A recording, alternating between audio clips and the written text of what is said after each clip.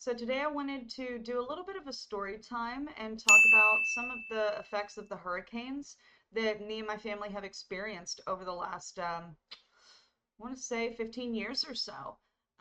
Born and raised in Texas towards the coast, so of course we get hit very, very often by big storms. And one of the biggest ones, which I'm sure a lot have heard about, is Hurricane Harvey. When it came to 2017, what a lot of people don't know is actually it was the year before. It was either 2015 or 2016, where in the section that me and my family lived, it had also flooded. We got, I want to say, a foot of water in the house, and that had never happened, not since the 90s, whenever I think a few inches got into a back part of the house. And when Hurricane Harvey hit, we were prepared because of that first storm. Whenever that hit, we didn't think anything of it. We had never flooded, so needless to say, we kind of didn't prepare too much because a lot of the times it's scare tactics and just to try to make you panic and panic buy and stuff like that. But that time it was serious, and we did flood. Lost a lot of possessions because we just were not prepared. Where my family's home is, it is right on the edge of a big pond. We actually call it Long Pond, and it connects to a bunch of different rivers and creeks and streams that also connect to the Brazos River. And the Brazos River is absolutely massive. It's one of the biggest rivers in the state of Texas. And when it comes to some of the photos that I'm going to show, that's why the water looks so brown and reddish, because that's the water that's actually coming from the Brazos River. So what had happened was, it's 2017. I'm in the middle of my addiction. I've been clean and sober for over 4 years now. I just got my 4 years a few days ago, hence my little card up there that my husband got me. And I was deep in my addiction at this time. So I was actually living with my boyfriend in Dickinson for a while. We kind of went up in that area to somewhat escape the storm, even though it's still kind of right in the middle of the path of the storm. And then my family decided to stay behind. So the storm was coming, and the bad thing about Harvey was that it lingered. It just was very slow, and it kind of just stayed and hovered over us for a long period of time. I think it was maybe 3 days, something like that. So when it came through, my mom and my dad were still there. I think my sister and my niece had left, and my brother and my brother-in-law stayed at my sister's house, which is only a few miles away from my dad's house.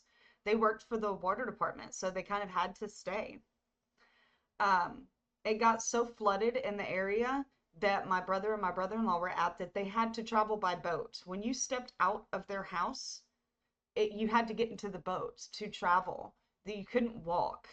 And people would try to drive out in their big old jacked up trucks, and they would cause these waves that would splash more water into people's houses. So I think I was in Dickinson for about 2 weeks. We weren't allowed to go back. My mother actually had to get rescued by one of the military trucks that goes out there and gets people.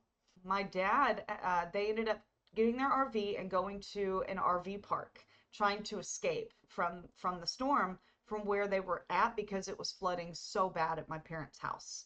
So we ended up getting 3 foot of water in the house. And I think it was a couple of weeks, at least a week before my parents were even allowed to go out there. They couldn't get out there. There was no access. It was too flooded.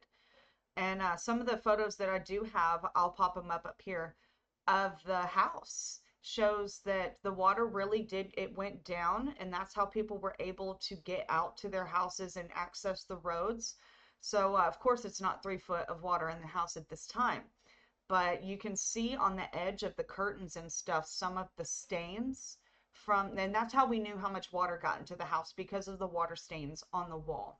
Raised on 10 acres of land, so it was really sad to see all of this land that you've played on, that you've known your whole life, be flooded by the storm. We lost a lot of very precious sentimental items. We tried to prepare as much as we could for Harvey as far as getting the furniture out of the way. And luckily, my father is a second or third generation carpenter. So he even retired in carpentry. It was easy for him to just go through, cut the walls out of the house, put a wainscot on it, and then to this day, you really can't even tell that there was ever a flood. So thank God for hardworking men out there. And Harvey was probably one of the most devastating things that happened to my family. I wish that I would have not been in my addiction at that time so I could have helped out more. Me and my boyfriend did end up moving out there to help my dad with some of the cleaning and some of the repairs and stuff. Luckily my grandfather built that house, so he knew what he was doing as far as putting down the material and the linoleum on the floor so that it was super easy to clean up. There was no really hard things to do as far as cleaning up. The main thing was the repairs. That's what took the longest. And we have three houses on that property. One of them is on stilts, so that one didn't get really damaged, but the other two for surely did. So there had to be wainscots and walls cut out on all of those, and it took months for that to get repaired. Thankfully, though, because my father is very, very intelligent whenever it comes to carpentry, it didn't take us years and we really didn't have to hire anyone to come out and to fix it. So I'm gonna show some photos of what the storm looked like too as it was coming in, just how huge it is. You can't even hardly see the state of Texas. Um, you can't see the coastline. I'll show too the rainfall of how much rain we got. Um, Harvey was absolutely horrible to this whole area. Houston was engulfed in water. Where we were at in Dickinson, I was shocked whenever I walked outside and I saw how much water was around us. It was a very scary feeling to just think, "Oh my God, I'm surrounded by water and there is no way to escape." There's no grocery store you can go to. Everything is it's like the world ended for a few days. The best thing about Harvey though was you got to see the community come together. It doesn't matter what your political beliefs are, what your race is, what your job is, what how much money you make. Doesn't matter about any of that. At that point, you're a human being that needs help. And I loved seeing how much we came together as a community to help people out. Some of the craziest things that I saw too were like car dealerships, just the cars all flooded, brand new cars just completely flooded out. Um, it's very surreal to go out and to see something like this. If you've never been in a hurricane and you've never had to experience the devastation afterwards, then say your prayers and be grateful because it is crazy. I've experienced many, many, many hurricanes. A lot of the times we used to even have hurricane parties, like if it's just like a category one or a tropical storm, or sometimes even category two, you'll see people outside just sitting in their chairs, drinking their beer, watching a storm come in. Like, I guess it's kind of the same concept of how people in the north are really, really prepared whenever it comes to snow. But if it snows down here in Texas, we lose our minds. We freak out. We don't know how to handle it because we've never experienced it before. Versus if like a hurricane were to hit, I don't know, Oregon or something, it would probably be insane for them because they don't experience them. At least I don't think so. There's been some freak storms that do hit the West Coast, but most of the time, they're 9 times out of 10, they're coming from the East Coast. And because the Gulf of Mexico is so hot, it drags those storms in and it sucks them in. So I always feel so bad for Florida too, because it's like right there at the freaking edge, and I'm like, oh, they just get hit like every time, probably. We've experienced Hurricane Ike, Hurricane Rita. Um, let's see, Harvey was the big one. For Ike and Rita, me and my family, we actually evacuated to Louisiana. And what's funny, I think it was Rita actually turned and came and hit Louisiana. So it was like, oh, we couldn't escape.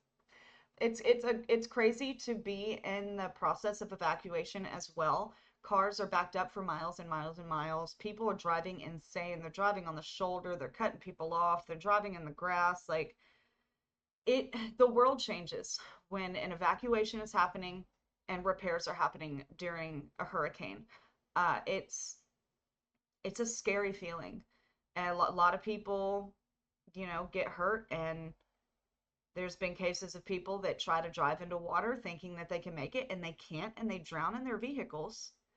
And there's been cases of people, using generators in their homes, and then you get carbon monoxide poisoning. So if you've never been in a hurricane and you plan on moving to an area where hurricanes happen fairly often, do your research and know how to prepare, boarding up your windows, getting plywood and nailing it over your windows so that things don't come in and break your windows. Um, Elevating everything. After Harvey, there were so many people around us that were getting their houses like completely lifted up.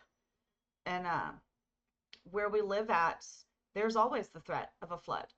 And now with Hurricane Beryl coming right now, I don't think it's going to be too big of a deal. I think it's going to be a category 1 whenever it hits landfall. We are definitely going to experience some of this storm, and my prayers go out to every single country and island that has been experienced by Hurricane Beryl so far. This is a historical storm. There has never been a category 5 hurricane this early in a hurricane season ever, at least not in recorded history. It's a very, very massive storm.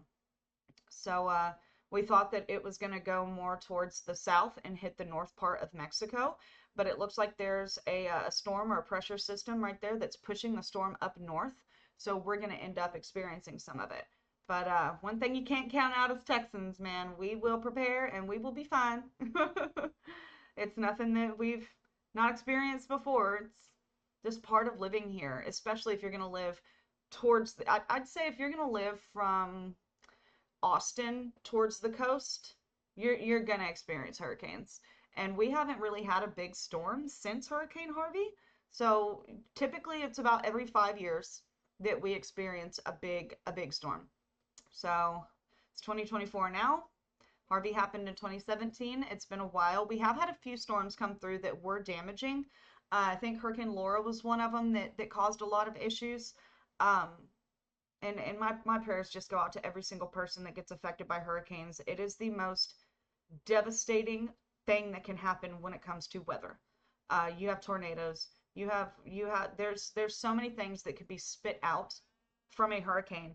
And the craziest thing about hurricanes too is they are unpredictable. Weathermen have tried and tried and tried to predict how these things are going to act, and still to this day, you never quite know what way they're going to go. Um, it's it is nature, and it's a scary thing to be a part of. I know that there's been some hurricanes that I've seen, and you just you stare out the window if you haven't boarded your window up, and you can just see the trees just swaying. And the fact that they don't break is just amazing to me. It just shows how freaking durable trees are. But we've never had a tornado. At least I've never been in a tornado, but there have been tornadoes in our area. Me and my family have never been affected by one, though. So with Hurricane Beryl coming, we got to do our part as Texans, especially on the coast, to prepare. Stock up on water, stock up on gas. Try not to panic buy like a lot of people love to do, but just make sure we have enough for us and plan for the worst of the worst, which is about 2 weeks without electricity, because that can happen. And I know too, back in the day, whenever I was a kid and we'd lose our electricity, it was a very weird feeling of being outside after a storm with no electricity. Everything is silent. You hear the hum of generators, but I always semi liked it because I became one with nature at that time. Sometimes we get so caught up in electronics and life and work, and whenever everything is put on pause in that moment, reality kicks in and it's like, oh my God, there is nothing here except me and nature. And it's a big slap in the face sometimes at what nature can do. So that's a little bit of a story time for me as far as, some of the hurricanes that we've experienced. And God bless all the people that are being affected by Beryl right now and that have been affected by any hurricane. There's still so many families that are still trying to come back from a lot of the hurricanes that have hit this area. So that's a little bit about me and my story as far as hurricanes. So If anyone else has anything they'd like to hear from me as far as, stories or whatever, I have a get to know me page, or not page, video that talks a little bit about my life and stuff like that. And yeah, so y'all stay safe out there.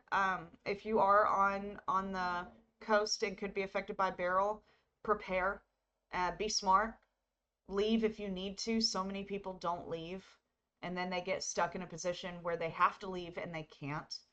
So that's enough about me and my story, but like and subscribe if you'd like to. If you're a returning viewer, thank you so much for coming and listening to me. And with that,